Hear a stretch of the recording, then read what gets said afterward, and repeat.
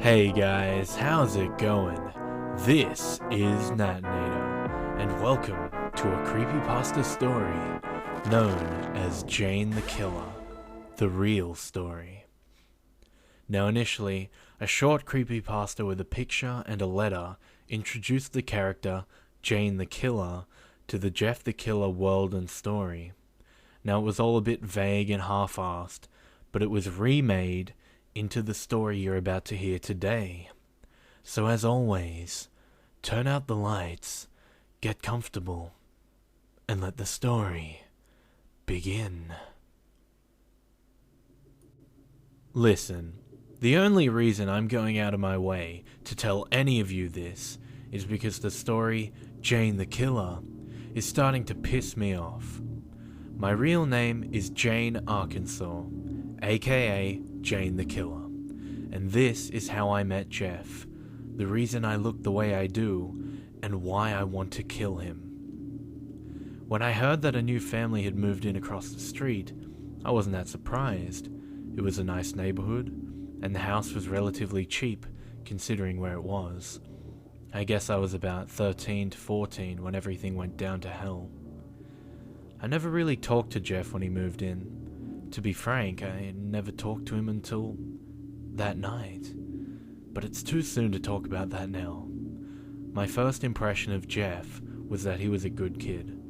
Probably got nice grades, rarely got into fights, maybe even a cool guy if he opened up to someone. His brother Leo seemed like he put family first by the way he sat with his brother on the sidewalk. Of course, I was just guessing at the time and didn't really put much thought into my analysis because I was getting ready for school when I looked out the window and I was running late, which was unusual for me at the time in my life because I was hardly ever late for anything, especially school. I wasn't surprised when I saw Randy and his stooges go up to Jeff and Leo on that stupid skateboard of his. Randy was nothing but a bully. He always picked on anyone who was smaller than him. He was even the reason why my parents drove me to school, instead of letting me take the bus like everyone else. Everyone had their lunch money or some kind of cash given to Randy and his goons because of some toll that he demanded from everyone. We all knew Randy's group had knives and threatened to use them on us whenever we told them about the money they took from the other kids on the block. Everyone, except the new kids they were trying to intimidate like the rest of us. When I saw Randy talking to them through the window, I just looked away. It was a wussy thing to do, but I had better things to do than watch another kid hand over his money to Randy. But curiosity got the better of me, and I looked up a few seconds later. What I saw just left me speechless. Jeff was standing now, and it looked like Randy already had what he wanted. Just sit down, I thought. Don't be stupid. Then I saw Jeff punch Randy in the face and break his wrist. Oh my God, I whispered. Then I yelled, "You idiot!" My parents ran down the stairs and asked what happened. Then they looked outside and saw what was going on. Jeff had already cut the skinny guy, I think his name was Keith, and he went down screaming. Troy only went down with a single punch. Since my house was across the street from where Jeff and his brother were sitting, with the front of the house having big windows, we saw the whole thing. Or at least I did. My parents came in after the part where Randy stole their wallet, so they didn't know the whole truth. It was disturbing watching Jeff fight. He was enjoying himself too much.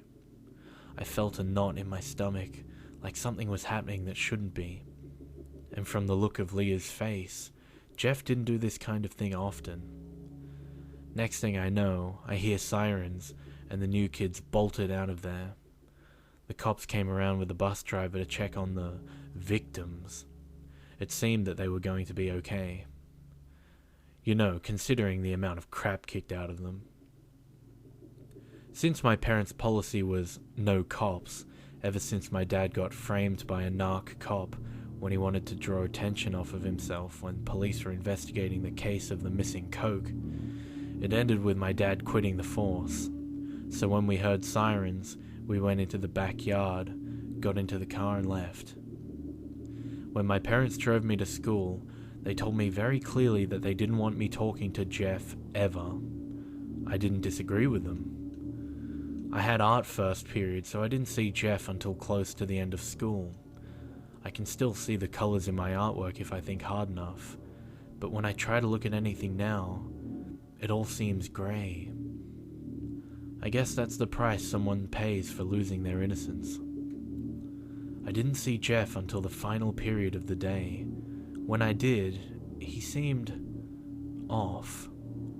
At first, I thought he was just faking the joy so people wouldn't suspect him for the crime he did. But he really was enjoying himself. It wasn't because he was excited to be at school.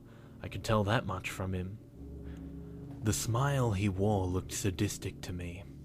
It was the smile of a madman. The second that bell rang, I bolted out of those doors as fast as I could. Nobody but me knew what Jeff really was. A freak. The next day seemed to pass without incident at first. Then I saw the police car in front of Jeff's house. Looks like they got you, I thought. Nobody could have gotten away with something like that, you know, with the neighborhood watch and everything. But I was wrong with who they arrested.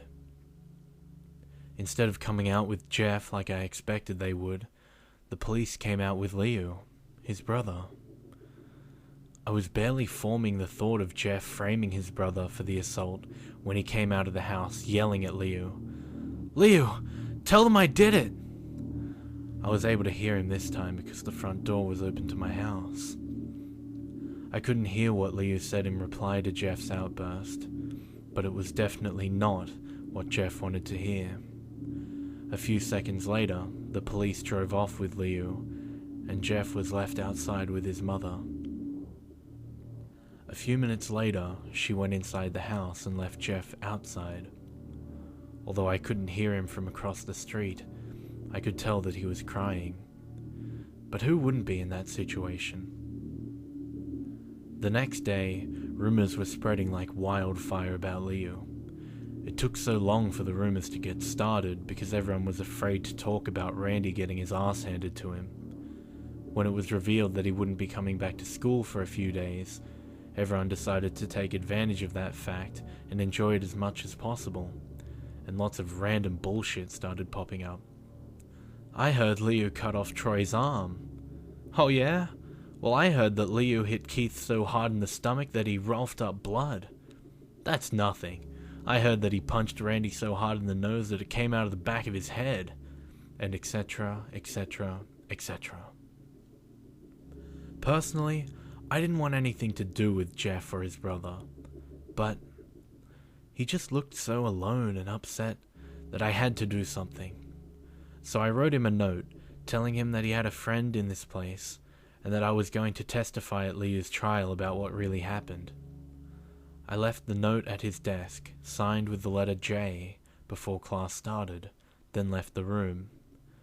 When I came back, Jeff was at his desk and the note was gone. Saturday rolled around and I was at home while my parents were at work. The kid next door was having a birthday party. At the time, I left my window open because I wanted a nice breeze in my room while I did my homework. But the kids were getting so loud that I decided to close my window. I was about to close it when I saw Jeff playing with the kids. He was running around wearing one of those fake cowboy hats and carrying a toy gun. He looked so ridiculous I had to laugh. Maybe he isn't the monster I think he is, I thought, ashamed of myself for suspecting he could have ever been one. As I was closing the window, I saw Randy, Keith, and Tony jump over the fence on their skateboards to where Jeff was. "Not again," I said to the open window. I saw Randy and Jeff exchange small talk, but I couldn't hear what they said over the sounds of the kids yelling and screaming. Then Randy rushed at Jeff and tackled him. I was about to grab the phone and dial 911 when I heard Tony and Keith shout, "No one interrupts or guts will fly." I looked out the window again and saw that they both had machine guns in their hands. I couldn't have called for help then without endangering the lives of others. I couldn't have called 911 anyway. The batteries in my phone were dead. Jeff was on his side, getting kicked by Randy in the face when he grabbed his foot and twisted it. Randy fell over and Jeff tried to walk back into the house when Troy grabbed him by the collar and threw him toward the house. I heard glass breaking, and I knew then that they were going to kill him. "Randy, you asshat!" I screamed at him, but he couldn't hear me over the sounds of the kids screaming. I couldn't wait anymore, so I ran to my parents' bedroom and searched for my dad's cell phone, hoping that he forgot it at home. My heart was pounding in my chest, knowing that the longer it took for me to get help, the higher the chance of someone getting killed was. I finally found the phone underneath the bed. I wasted no time punching in the numbers. 911, hello? I need help. There's been an emergency going on next door. Some guys jumped the fence and are beating up people. They've got guns. You need to hurry, please. Okay, miss. I need you to tell me the address and I'll send help right away. I quickly told her my address and the address of the house next door. Please hurry, I said. It's okay. Just stay on the line. Bang, bang, bang. I heard loud gunshots come from next door. I yelped and dropped the phone. It landed on the ground and broke. Then I ran to my bedroom window to try and figure out what was going on. But no sooner had I poked my head out the window, I heard the whoosh of a fire and the screaming. I'm going to make Jeff scream like that again when I find him. The only thing I can compare it to is the death cry of an animal. It was at the time for me horrifying, but now it sounds like music to me, and there is nothing I want to hear more in the world than him screaming. I saw fire spew out of the house like an angry dragon. I ran downstairs immediately and got the portable fire extinguisher from the kitchen and ran outside. As I was running, I popped the pin for the extinguisher for immediate use. Luckily, the door was unlocked as I barged in, but when I saw Jeff, I completely froze. He was lying at the bottom of the stairs, almost completely on fire, with adults trying to put it out. I saw bits of his skin through all of the commotion. Some parts pink, some parts charred, but it was all covered in red. At the sight of all this, I screamed, and then I passed out. The last thing I remember is some of the adults running towards me. Whether it was to help me or get the fire extinguisher, I don't know. When I came to, I was in a hospital bed, wearing one of those gowns that a patient wears. A nurse came in a few moments later. She had long brown hair in a bun hidden under her hat. She looked like she didn't want to be there. I asked her what happened. All I know is that you were brought in with a few other kids because you fell and hit your head on a fire extinguisher, she said, annoyed. A fire extinguisher? I reached up my hand and touched my head. I felt bandages and a large bump the size of an orange. Then I remembered Jeff. One of the guys that came in here with me, the one with the burns, is he gonna be alright? She sighed. Listen, there was 2 boys that were brought in with you that had burns, and no, I'm not letting you see him just because he's your boyfriend. I felt the heat rise in my face. He isn't my boyfriend. I'm just worried about him. Wouldn't you be worried about someone who you just saw burning alive in front of you? I tried to keep my voice steady, but my voice quivered enough to make it sound like I was lying. Oh, whatever. Your parents are here, by the way. Want to see him? She asked. Yes, of course. Anything to get me away from that nurse. My parents came in and the nurse finally left. They asked what happened. I told them everything, the fight, the note, all of it. I knew that Randy was no good, my mum said. So, have you heard anything about Jeff's condition? I asked. No, not a thing, said my dad. We just got here as soon as we heard about what happened to you. But who told you? I asked. I didn't think I saw anyone at the party that my family knew. The hospital called us, Mum said. Well, I guess that makes sense. It made absolutely no sense to me, of course. How would someone be able to identify me without me having any form of identification? I looked in the doorway and saw a man and a woman standing there. My parents followed my gaze and saw them too. "Excuse me, but is this Jane Arkansas's room?" the woman asked. "Yes," my mother answered. "Who are you?" "I'm Margaret, and this is Peter, my husband." She gestured to the man beside her. "We're Jeff's parents." I sat up in my bed. "I'm Isabel, and this is my husband Greg, and our daughter Jane," Mum gestured to me. "So you're the girl who ran in with the fire extinguisher," Margaret said. "Yes," I replied quickly, embarrassed. "Is your son alright?" "He just came out of surgery a few hours ago. The doctor said he'll be fine." I relaxed at that thought. "That's good," I said. "Listen, I know what happened to Jeff and Leo on their first day of school." Then I told Jeff's parents what really happened to Randy and his crew. "We had no idea that Jeff was capable of something like this," Peter said. "I'm willing to testify that Leo didn't beat anyone up, and that Jeff only beat up Randy and his gang in self-defense." "No need," said Margaret. "Leo's being released from jail after what happened to those boys." "Ah, that's good," I said. "We just came to say thank you for trying to help our son, Jane. It warms my heart to see selfless people in your generation." I blushed. I did anything anyone would have done in my situation. I looked down. "I'm not a hero." "Nonsense," Margaret said. "The least we can do is invite you over to our place for dinner when Jeff gets out of the hospital." I looked at Mum and Dad. "It would be an honor," my mum said. "It's settled then. We'll call you as soon as Jeff gets out of the hospital." We said our goodbyes, and then they left. About 2 days passed, and I was allowed to be released from the hospital. During that time, I had no contact with Jeff or his family, but I heard that Leo was being released from jail, and Jeff's wounds were healing. When I got back to school, I became the center of attention. More or less because I was the only one who saw what happened at the party, but the only people I told about what happened were my friends, Danny, Marcy, and Erica. I didn't know what to tell them, so I told them what I saw. "Sounds like Jeff got his ass handed to him," said Danny. She had raven black hair, with sapphire blue eyes.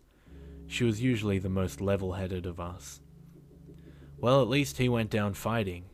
I heard he took those idiots to the hospital with him," Erica snickered. She always dressed like she was from the 80s or something. Long, thigh-high rainbow-colored socks, with hair to match, and always wearing some kind of backpack with her. "He also took Jane to the hospital. Maybe she was trying to beat him up too," Marcy laughed. She seemed to be the girly girl of our little group. She was blonde with brown eyes, and nearly every time we saw her, she had some sort of pink on her. Whether it was the color of her shirt or the jewelry around her neck, and she was one of the biggest drama queens I knew. Always stretching out the truth or blowing something out of proportion. "I told you, I went over there to try and help Jeff because something was wrong," I muttered. I was the plain Jane. Brown hair, green eyes, completely unremarkable looks-wise.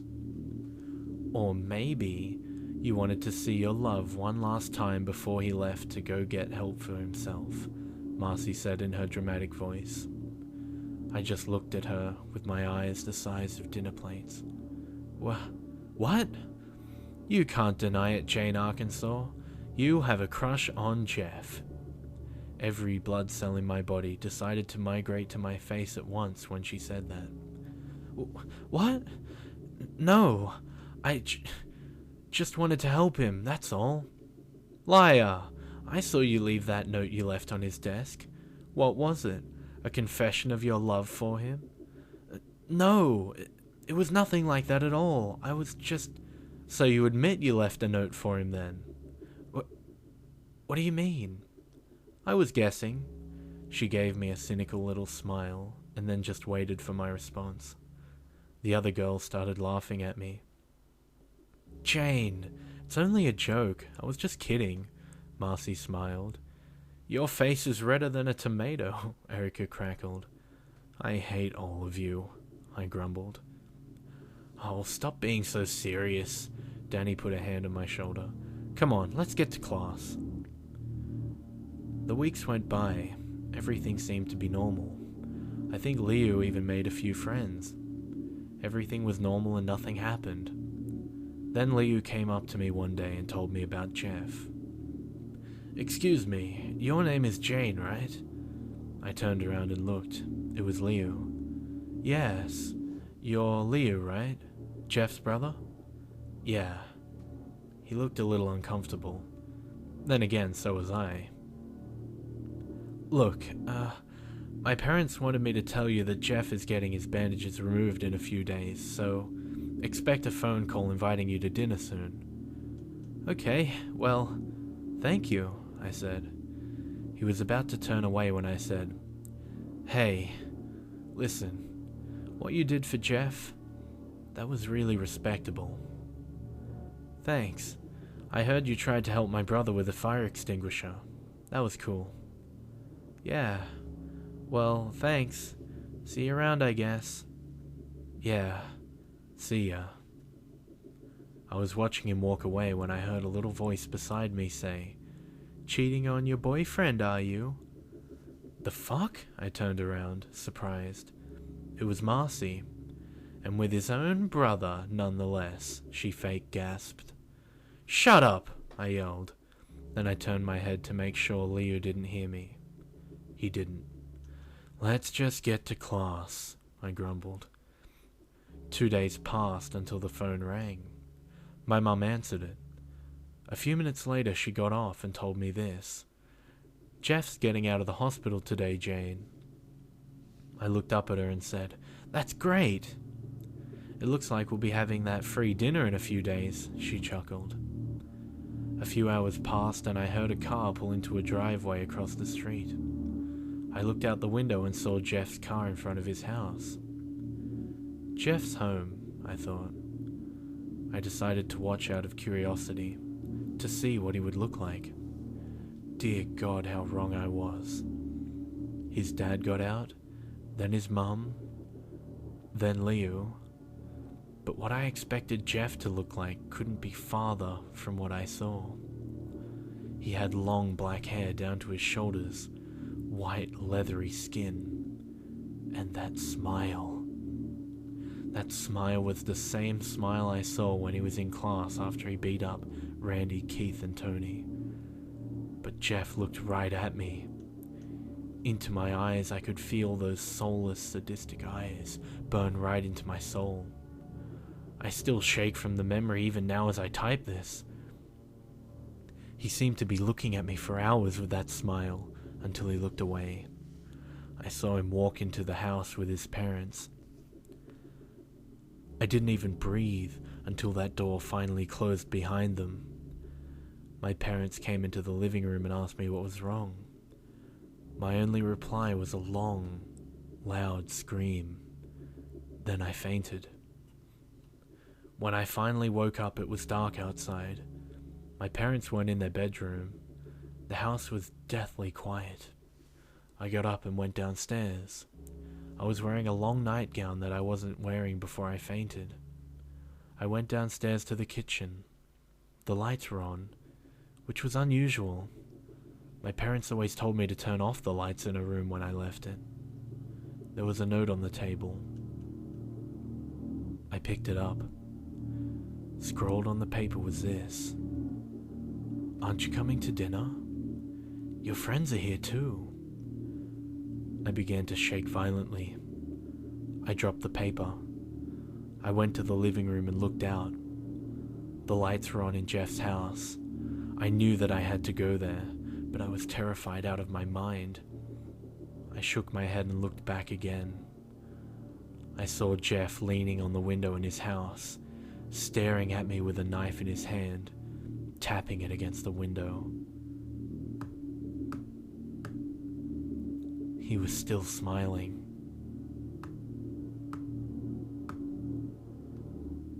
I started stepping back from the window, never taking my eyes off of him. Then I turned and ran away from the window into the kitchen. When I peeked out of the kitchen to look out the window, all I saw was a smear of red on the window. I turned around and looked at the kitchen. Everything seemed to be in its place, even the knives. I grabbed one of them and held on tight. Then I found the phone and tried to dial 911, but the phone line was disconnected. I had no idea where Dad's cell phone was, or if it was even fixed. I didn't want to go upstairs to find it. I didn't want to get stabbed in the back while I was looking for it. And if I went to ask one of the neighbors for help, Jeff could just kill or hurt whoever he had captive. There was only one choice: to go fight Jeff alone. I clutched the knife tighter and went to the front door, put on my shoes and went outside. My hand lingered on the doorknob as I stepped outside, but I knew what I had to do. I let go of the doorknob and marched across the street to Jeff's house. As I got closer to the front door of his house, I began to slow down.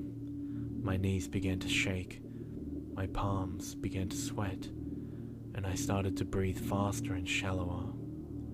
Before I knew it, I was standing completely still on the front doorstep, panting like a dog. I manned up, grabbed the doorknob, squeezed my eyes shut and jerked it open. I stood there in the doorway with a knife in my right hand and the doorknob in my left, too terrified to open my eyes, until I heard a voice say, "Looks like you made it. I'm glad you did, friend." I opened my eyes, then screamed. His eyes were large and unblinking, and his smile was red. He had carved a smile into his face. His clothes were covered in blood, and then I passed out. When I woke up, I was at a dining room table. My knife was gone, and when I looked up, I saw people sitting at the table. It was my parents, Jeff's parents, his brother Leo, and my friends. They were all dead, with smiles carved into their faces and huge red cavities in their chests. The smell was unbearable. It's indescribable, unlike anything I'd ever smelled before. It was the smell of death. I tried to scream, but I had a gag in my mouth and I was tied to the chair. I looked around at the room in disbelief. Tears were welling up in my eyes from the sight and smell of the bodies. "Look who's finally awake." I turned and looked beside me. Jeff was there. I tried screaming, but the gag was in the way. Suddenly, he was beside me, with the knife against my throat. "Shh! Shush, shush, shush. It's not polite to scream at friends." He began sliding the blade across my face, repeatedly tracing invisible lines from the corner of my mouth, up my cheeks, in a large, grinning smile. I shivered as he did this. When I turned away from him, he grabbed the back of my head and forced me to look at the scene at the table. Now, don't be rude. You're insulting everyone by not looking at their pretty faces." I looked back at the table, looking at everyone with their faces carved into smiles, and some with their chests still bleeding fresh blood. Hot tears began running down my face and I began to sob. "Ah, what's wrong?" Jeff purred. "Are you upset that you don't look beautiful like them?" I looked at him, trying to understand what he said, but I looked away when I saw his face again and looked back at the table. "Don't worry, I'll make you look beautiful too. What do you say?" Then he slid the knife under the gag and cut it off. I spat out the gag and looked him straight in the eyes, trying to hold his gaze. He tilted his head to the side as he looked at me. Then I shut my eyes and looked away from him. And then I muttered darkly, "Go fuck yourself." Then I turned to look at him again. "You Joker reject." He just laughed in my face. I preferred it when he just smiled. "You're even funnier than I thought." He came closer to me. I looked away again, feeling his breath against my skin. "Friends do friends favors, right? Well, I'm going to do a favor for you." I felt him let go of the back of my head. When I looked back, he was out of the room. I looked back at the table once more, taking it all in. Fresh tears started to come down my face as I remembered my family and friends who were alive only a few hours ago. I was still crying when Jeff came back. "Don't cry," he said. "It'll all be over soon." I looked down at him and saw he was holding a jug of bleach and a can of gas. My eyes widened and I looked at him. "I didn't have any alcohol, so this'll have to do." Then he began to douse me in bleach and gasoline. "We'd better hurry, Jane. I've already called the firemen." Then he held up a single match, lit it, then threw it at me. The flames erupted as soon as the match came into contact with me. I screamed as loud as possible. The pain was unbearable. I could feel the flesh melting off my body, the heat invading every pore in my body. Blood evaporating in its veins, and my bones becoming charred and brittle. Before I blacked out, I heard Jeff laughing. "See you later, my friend. I hope you become as beautiful as I am."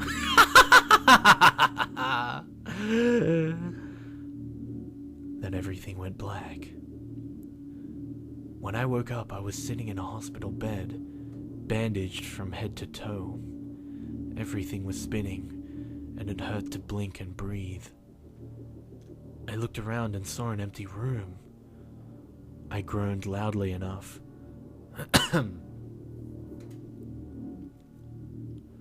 I groaned loudly because my mouth was bandaged. Everything hurt. A nurse came in a few minutes later. "Jane, can you hear me?" I looked towards her. The room started spinning even more. "Jane, I'm your nurse, Jackie. I don't know how to say this, but your family died in the fire. I'm sorry." Tears started falling down my face again. I sobbed.